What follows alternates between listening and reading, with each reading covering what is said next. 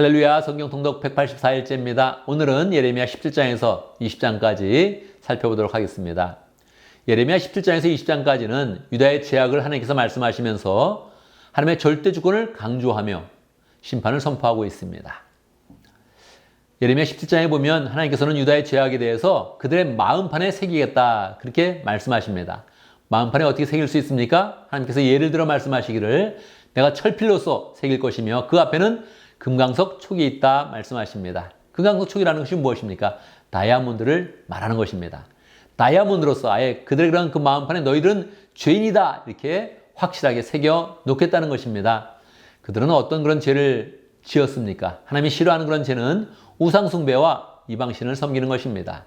그들은 푸른 나무 아래에서 언덕에서 여러 산 위에서 이방신을 만들어 놓고 그 이방신을 섬겼던 것입니다. 그러니 하나님께서는 그들의 그런 재산과 그들의 그런 보물들을 다 바벨론에 와서 탈취하게 만들겠다 선언하고 있는 것입니다.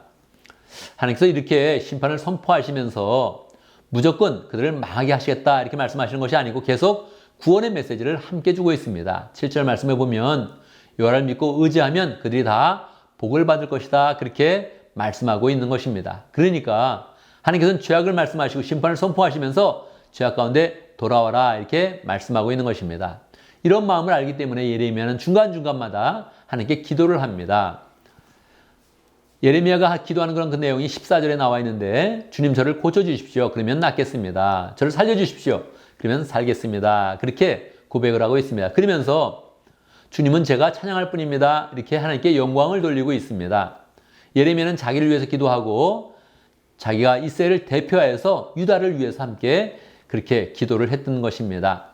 18장에 보면 하나님께서 그들의 그런 죄악을 심판하실 때 어떠한 그런 심정인지를 정확히 토기장의 비유로서 말씀하고 있습니다. 예레미야에게 토기장에게 한번 가봐라 말씀을 하시는데 토기장에 가보니까 토기장이가 마음대로 그릇을 만들기도 하고 또 깨트리기도 하는 것입니다.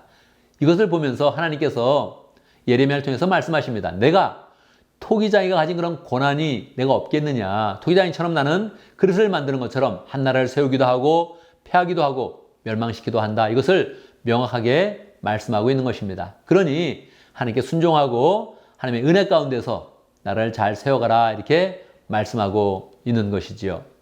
예레미야가 계속 하나님의 말씀에 대해서 특별히 멸망의 메시지를 선포하고 있으니까 이스라엘 사람들이 싫어하게 됩니다. 그래서 아예 예레미야를 죽이려는 그런 암살 계획을 세웁니다. 이것을 알아차리고 예레미야는 하나님께 간절한 그런 그 마음으로 기도합니다. 하나님, 내가 죽게 되었습니다. 사람들이 나를 죽이려고 합니다. 나를 보호해 주십시오. 그렇게 기도합니다.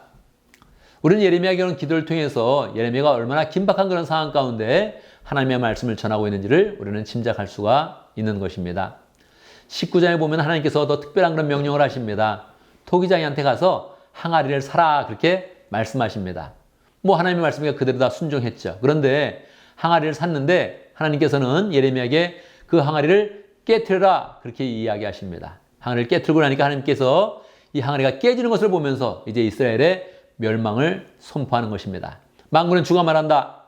토기 그릇은 한번 깨지면 다시 온 상태로 될 수 없다. 나도 이 백성과 이 도성을 토기 그릇처럼 깨트려 버리겠다. 그렇게 선포하는 것입니다. 하나님께서 깨트리면 어떻게 되겠습니까? 사람들은 다 죽게 될 것이고요. 이 도성 안에 있는 그런 사람들의 시체를 묻을 곳이 없어서 저쪽 도배대까지 시체를 묻게 될 것이다. 그렇게 엄한 그런 메시지로 그들에게 심판의 그런 메시지를 주는 것입니다. 20장에 보면 예레미야가 계속적으로 심판의 그런 메시지를 선포하니까 당시에 대제사장이면서 또 성전의 총감독이었던 바수라는 그런 사람이 예레미야를 잡았습니다. 그리고 착고를 채운 다음에 때리고 나서 그를 감옥에 가둬두었습니다. 그런데 예레미야가 어떤 그런 죄가 있습니까? 하나님의 말씀을 전한 그런 죄밖에 없는 것이죠. 그러니 이 바스올도 예레미야에 대해서 계속 잡아둘 수가 없는 것입니다. 그러니까 하루 있다 바로 풀어주게 되죠. 그를 바로 풀어줄 때 예레미야에게 또 하나님의 그런 그 말씀이 임합니다. 그래서 바스올과 예루살렘 성에 대해서 정확히 멸망을 선포하는 것이죠. 너는 나를 착고에 채워서 이렇게 나를 가뒀지만 하나님 너를 심판할 것이다. 너는 너의 친구들이 다 죽고 이 백성이 바벨론으로 끌려가는 그런 그 모습들을 보게 될 것이다. 그렇게 선포를 하고 있는 것입니다.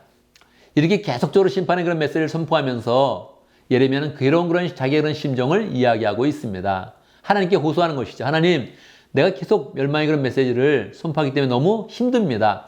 내가 이것을 안 하고 싶습니다 하는 그런 그 이야기를 표현을 하죠. 그런데 하나님께서 나를 항복시켜서 하나님의 그런 말씀을 전하게 하십니다. 내가 하나님의 말씀 전하지 않으려고 해도 그때 내 심장이 타들어가는 것 같이 느껴져서 내가 이 말씀을 그냥 선포하지 않을 수가 없었습니다. 그래서 나는 항복하고 다시 하나님의 말씀을 선포합니다. 이렇게 이야기하고 있죠. 우리는 이 예레미야 말씀을 통해서 예레미야의 그런 심정과 하나님의 심정을 동일하게 보게 됩니다. 죄는 치고 있으니 심판을 선포하지 않을 수가 없고 심판을 선포하는 그 마음이 참으로 괴로움을 나타내고 있고 하나님도 심판을 선포하지만 계속적으로 그들이 죄악에서 돌아오기를 바라면서 계속 구원의 그런 그 메시지를 함께 주고 있는 것입니다. 우리가 살아가면서 죄를 짓지 않고 하나님을 잘 섬기겠다 이런 결심을 하면서 이 말씀을 음미하면 좋겠습니다. 감사합니다.